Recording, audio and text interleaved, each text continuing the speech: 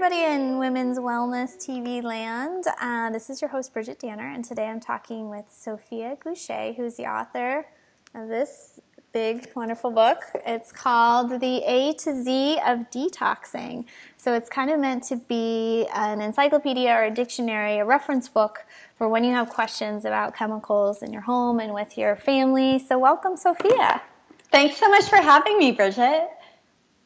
So, Sophia, I hope that we could really do a deep dive on some chemicals that especially affect women's health. So there's a lot of chemicals out there, but we're just going to focus on 3 today. Can we start with dioxins? What are they and what's the harm in them? Sure. Dioxins is a chemical that actually was used decades ago. Most famous, it was in Agent Orange, which was an herbicide used by the U.S. Air Force when we had soldiers in Vietnam. And so there are some moments in history where we have actually data on how dioxins affect humans, and exposed soldiers in Vietnam are actually one unfortunate incident. And there have been several others, like incidences in Italy, Japan, and Taiwan. And so it's one of the few chemicals where we actually have data on how a chemical affects humans. And we know it's highly potent at even tiny doses. And so there's, based on the limited data there is on how dioxins affect a reproductive system, it's actually one of the few that looks at how it affects the male reproductive system.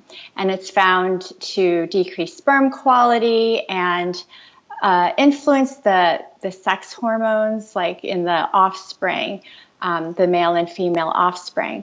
But what is most relevant to us today is that dioxins is so persistent, it's still found in our household dust, throughout our food supply, and in our bodies. So I look at it as a really great example of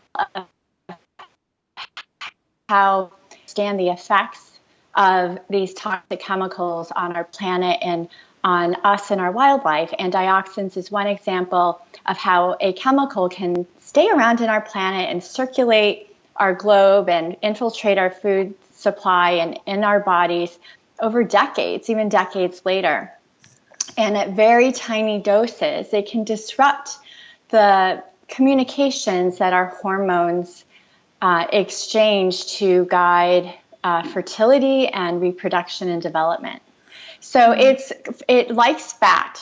So it tends to be found in higher concentrations in animal fat and animal byproducts like cheese and dairy. And so one really high impact way to reduce your exposures to dioxins is to minimize your consumption of animals and animal byproducts. And when you do choose to eat something like milk, going for skim milk or non-fat milk, it will reduce your exposures to dioxins. So I'm a little confused. Are dioxins still being produced and used today, or is it just left over from the past? It's left over, and it's also an unintentional byproduct from some industrial processes like bleaching. So one way you can help reduce the dioxins in our environment is to buy less bleached products. But in terms of it's also found in bleached products like tampons and maxi pads. So there have been some studies that look at what are the health effects of women using bleached tampons and maxi pads. And it's, the studies are very limited, but after I read about them, I thought I'm going to avoid tampons whenever possible. And occasionally if it means, if I want to use a tampon to go into the ocean with my children, I will, but I really limit it to when it's truly valuable. Yeah, since I've been learning about this issue, I was like, oh man, now there's another thing I have to buy that's expensive and natural. But I was actually found like unbleached pads and tampons at Target, like 7th generation. So I was like, oh, that's amazing. Cool. That's not that hard. Yeah. And I used to use like a cup, but I had just lost it. So there are other options, and I agree. Like I think women feel like a little tighter using tampons, but it's kind of natural to let that come out. So if you can get used to using a pad more often and not have a tampon, bleached or unbleached, inside of you, I think it's for the best. And if it's contributing to, female hormone disorders, then it's actually making your cycle harder every month anyways, which is no good news. Yeah, I mean, when I learned about tampons being adjacent to some of the most absorbent tissues in the human body, that just really inspired me to reduce using it when it's no big deal for me. But for women who really do prefer tampons, there are safer options, like you said. Perfect. So let's talk about PFCs. Well, first of all, what does that stand for, and why do we need to watch out for them? I believe it stands for perfluorinated compounds. Okay. But I always just think of it as PFCs because it describes a relatively large family of chemicals that can break down into other compounds like PFOA and PFOS. And if you asked me to tell you what they stand for, I wouldn't remember. These are long chemical names, but generally there was a lot of study on PFOA and PFOS because those are compounds that were found in nonstick formulas for pots and pans and other chemical treatments that are put on many things in the home, like on textiles, on the textiles that cover sofas and sometimes on carpets to create resistance to stains and water. And these chemicals are so persistent that some are expected to accumulate in our oceans for centuries. They don't break down easily. They're found in nearly all humans tested in our blood and breast milk, and they are found to have toxic effects, the effects of which, it's complex depending on age and timing and unique vulnerabilities. But as I read about PFOA, PFOS, I was alarmed at how toxic they can be. And I learned about this when I had an infant and was horrified because they're also in the inner lining of any nonstick surface area. So like microwave popcorn bags and candy wrappers. The slippery feeling is an indication that there might be a chemical from the PFC family.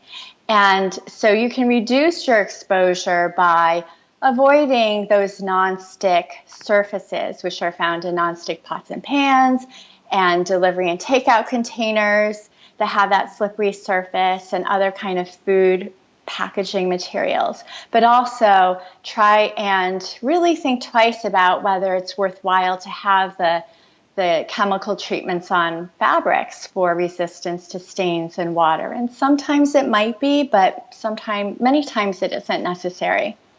So the good thing to know is they end up in your body, which was shocking to me. I mean, after learning more about it, it seems like common sense, but it didn't occur to me until I read the science on it.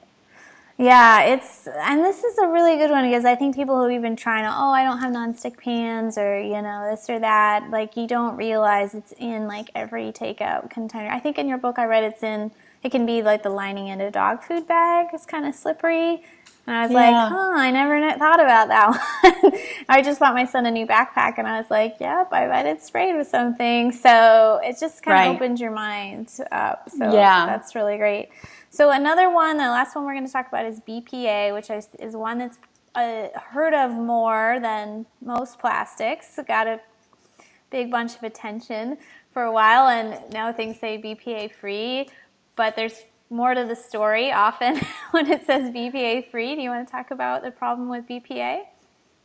Yes. Well, BPA, there are over 800 studies on BPA, and the scientific community continues to debate whether it's safe, how much, whether our current normal exposures are safe.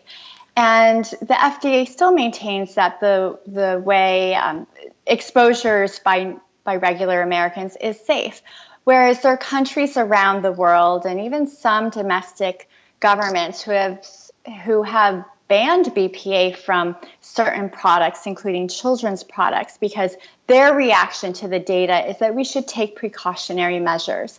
So in animal studies, it is shown to negatively affect reproduction and fertility.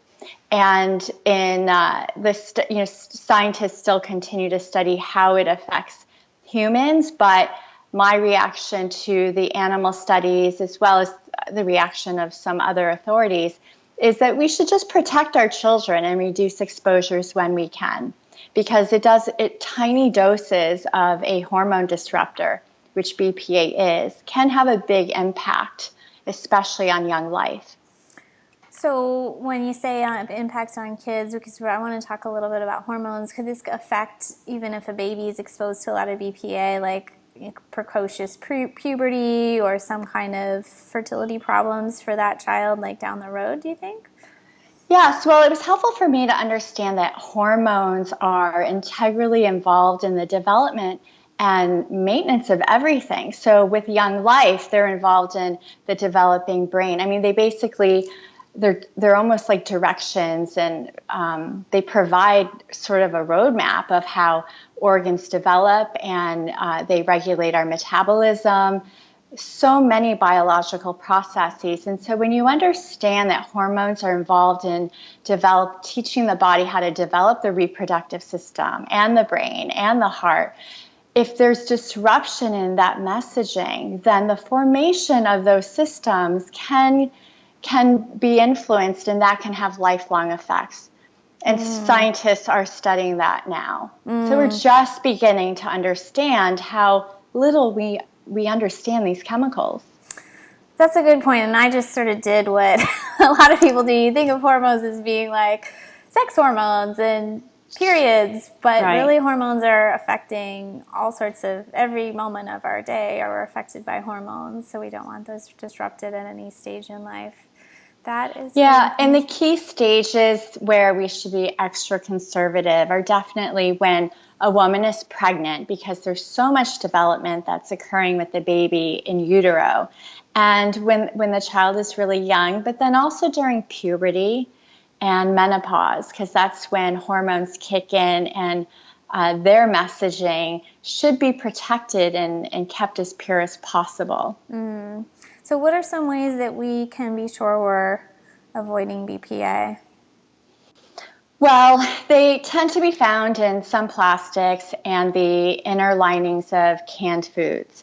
So I just avoid plastics as much as I can, especially with food and beverage containers, and I avoid canned foods. And I know that BPA-free plastic products are really popular, but studies have shown that the replacement chemical, which is known as BPS, has shown to it can create even more hormone disruption than BPA. And that idea of a replacement chemical that is it's marketed as safer because the chemical, in this case BPA, which the science is showing that we should avoid it.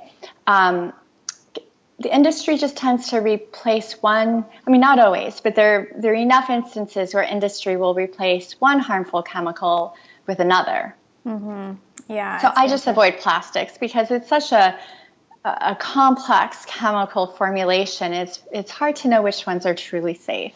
Yeah, so we can get stainless steel, we can get glass, we can use old glass jars that we bought from something else. I think if you buy canned food, you can get like a ceramic lined canned food, or just do it from scratch, right? Cook beans from scratch.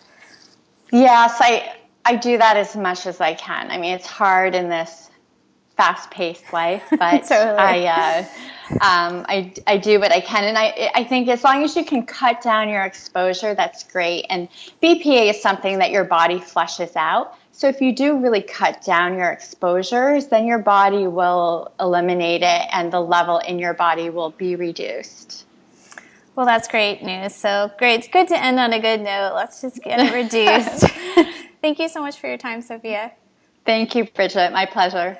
And again, everybody, the book is A to Z of Detoxing, and it's a big paperback available on Amazon. And what's your website, Sophia?